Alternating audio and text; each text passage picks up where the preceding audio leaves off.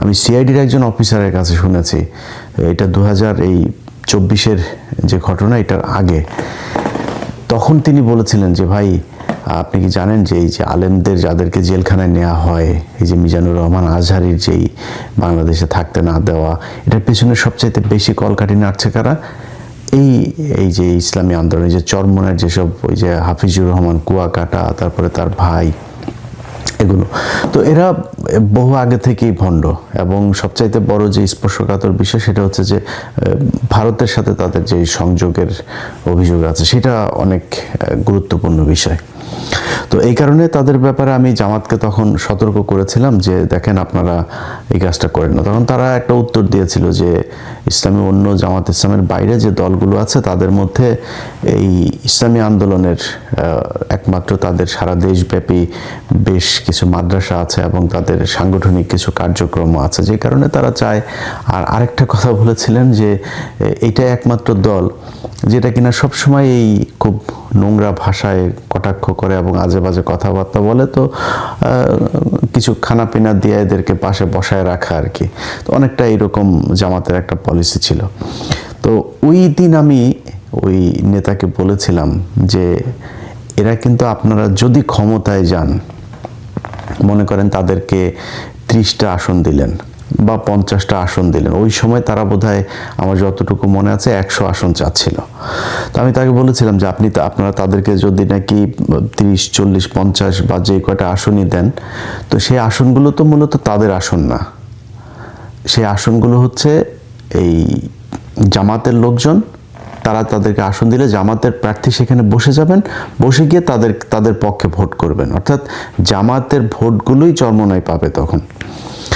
এখন আপনি তাদেরকে 40টা বা 50টা আসনের ভেতরে মনে করেন 20টা আসন তারা পেল, 20টা আসন যদি পেয়ে তারপরে আপনি সরকার গঠন করলেন, যদি জামাত ইসলাম এবার ক্ষমতায় আসেও, সেটার একটা সম্ভাবনা তো তৈরি হয়েছে। যদি আসে সেক্ষেত্রে আমি মনে করি যে বিএনপিও বিশাল একটা ফাইট দিবে, তো খুব হাড্ডাহাড্ডি একটা লড়াই হবে এবারে নির্বাচনে, আমার বিশ্লেষণ।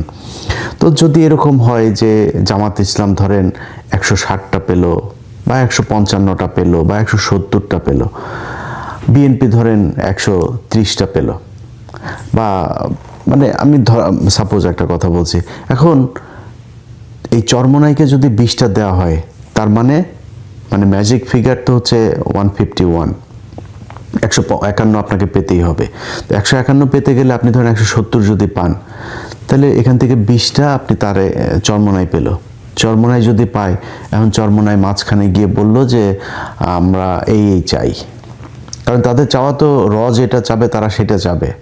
তো তারা বলল যে আমরা এখন এইটা চাই, এটা না দিলে কি করবে, তারা সব পদত্যাগ করবে, সব চরমোনাইয়ের যে কজন এমপি আছে তারা সবাই চলে আসবে থেকে, সংসদ থেকে।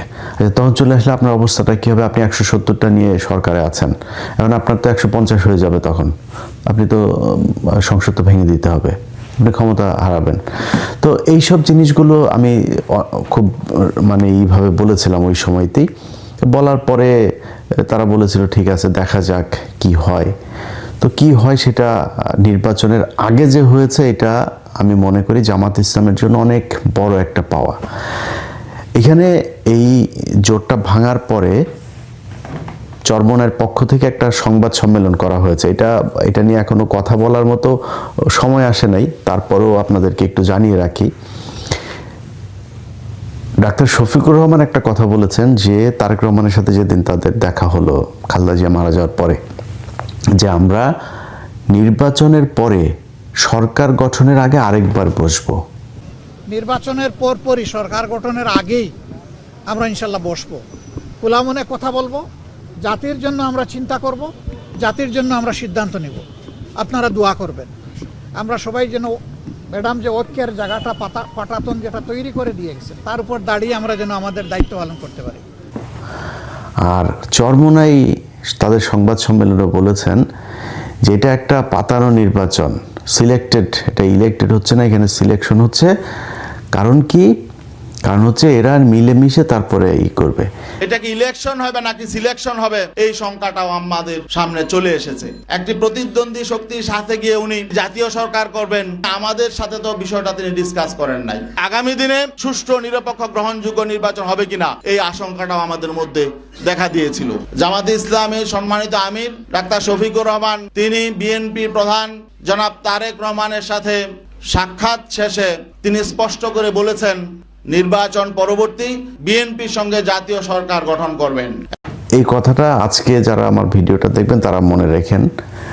খুব সমূহ সম্ভাবনা আছে, মাঠে বিশাল তোড়জোড়, বিএনপি জামাতের মধ্যে ব্যাপক বিরোধী একটা ভাব। কিছু কিছু মানুষ তো আছে প্যাচ লাগানোর তালেই আছে, বিএনপি জামাতের মধ্যে একটা বিশাল দ্বন্দ্ব তৈরি করা, আওয়ামী লীগ বিএনপির মতো অবস্থা তৈরি করা, এটা তো আছে। কিন্তু একটা শ্রেণী নির্বাচন করলে তো ভাই একই দলের মানুষও তো নির্বাচনে প্রতিদ্বন্দ্বিতা করলে তারা একজন আরেকজনের বিরুদ্ধে তুমুল বিরোধিতা করে, সেটা তো আছেই, থাকবে, কোনো সমস্যা নেই।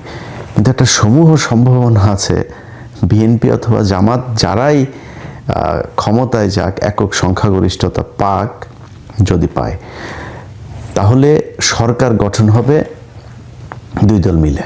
মানে দুই দল না, এই দলের সাথে জোটে কিছু আছে, এই দলের সাথে জোটে আছে, বাট মানে মূল তো এবার খেলা তো হচ্ছে জামাত আর বিএনপির মধ্যে। এই দুই দলই সরকারে থাকবে। আমি যতটুকু এই দিক ওই দিক থেকে নানানভাবে জেনেছি আর কি, এটা হওয়ার একটা সম্ভাবনা আছে। অতএব এত এই চরমোনার যে ইয়েতে আপনার সংবাদ সম্মেলনে যে কথাটা বলেছে যে বিএনপি আর জামাত মিলেমিশে ইলেকশন না সিলেকশন করছে, এটা কিন্তু ভ্যালিড একটা পয়েন্ট আছে। এইটা চরমোনাই কোনোভাবেই চায় না। এবং চরমোনাই যখন দেখেছে যে না, চরমোনাইকে তো এখানে ঢোকানোর একটা উদ্দেশ্য আছে, সেই উদ্দেশ্যটা বাস্তবায়ন হচ্ছে না, তখন তারা চিন্তা করেছে যে না, এদের সাথে থাকা যাবে না, আগে থেকেই সরে যেতে হবে।